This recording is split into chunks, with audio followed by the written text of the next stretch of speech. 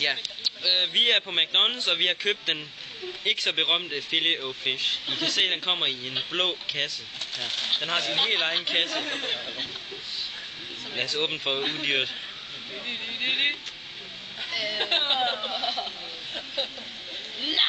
Nam. Er det muk, eller er det salt? Jeg gætter. Nam. Hvid sovs. Helt ud over kanten. Skal vi prøve at åbne op for den?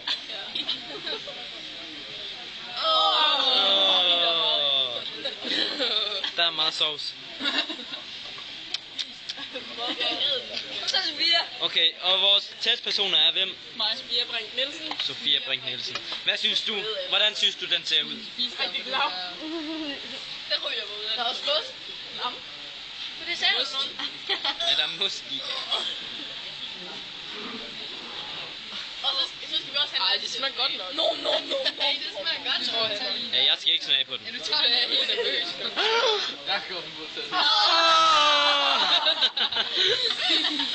Det var bare tæt på det rolle. Nam. Hvad synes du om? Jeg ved ikke så meget, det der sovs med. Det var fandme. Det smager stadig klam. Det er fisk, det burde ikke til bacon. Hvad synes du? Burger. Jeg synes, det smager godt. Fiskeburger, der findes ikke i år. Prøv lige at se, hvordan den helt krymper sammen, når man rører ved den. Uha. Ja, det er jeg. Er der andre, der vil smage på den? Der vil smage på udyret? Du kan tage med mig også ud og shoppe, så. Den ånder.